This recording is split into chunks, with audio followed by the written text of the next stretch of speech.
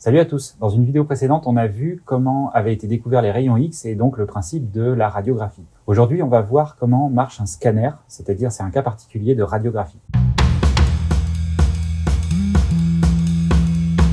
Alors le scanner, ça combine deux techniques. La première, c'est la radiographie et la deuxième, c'est la tomographie. Alors la tomographie, c'est une méthode qui est utilisée dans plein de disciplines en fait. Par exemple, pour étudier les sols, pour étudier la constitution de la Terre et aussi du coup en imagerie médicale.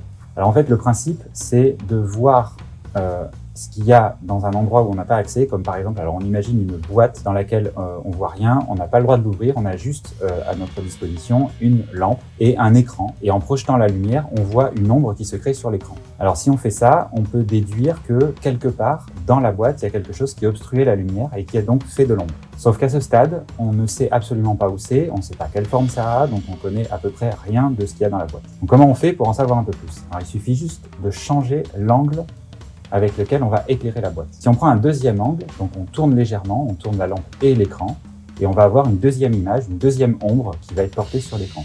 À ce stade, on peut dire déjà que la zone dans laquelle se situe l'objet qui a fait de l'ombre est restreinte par rapport à la première situation. Si on répète une troisième fois l'opération, on restreint encore un peu plus la zone de possibilité de localisation de cette partie.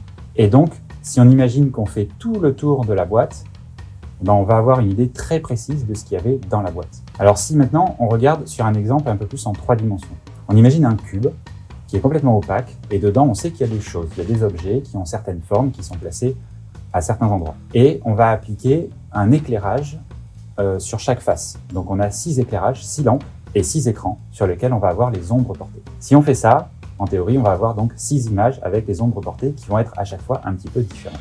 Et en combinant chaque image avec l'angle avec laquelle la lumière a été appliquée, on peut reconstituer ce qu'il y avait à l'intérieur. Et donc comme ça, on va arriver à ce qu'on pourrait appeler l'anatomie du cube. Donc une fois qu'on a cette reconstruction 3D, on peut faire des coupes virtuelles qui vont permettre d'étudier plus en détail l'anatomie à l'intérieur du cube. Et donc, par exemple, on peut faire des coupes verticales et voir la progression des différents objets qui sont dans le cube. On peut aussi faire des coupes horizontales. En fait, on peut faire des coupes un petit peu dans le sens qu'on veut.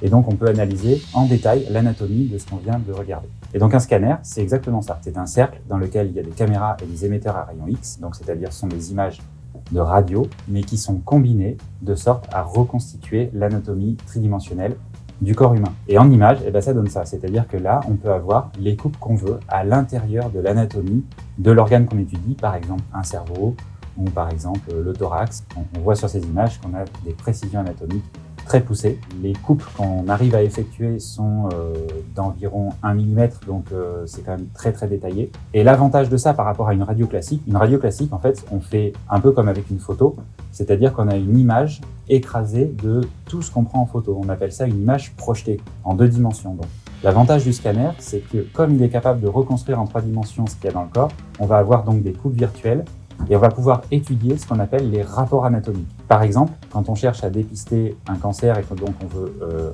regarder une tumeur qu'on a pu détecter avec une radio toute simple, avec un scanner, on va pouvoir étudier plus en détail la taille de la tumeur, son aspect, ses rapports anatomiques avec les différents tissus qui sont autour, et donc établir un diagnostic beaucoup plus précis. Alors les images radio, comme on a vu, ça sert à faire une radiographie toute simple, ça sert à faire un scanner, et ça sert aussi à faire un autre type d'imagerie qu'on appelle l'angiographie. Alors on verra dans une prochaine vidéo les détails de l'angiographie.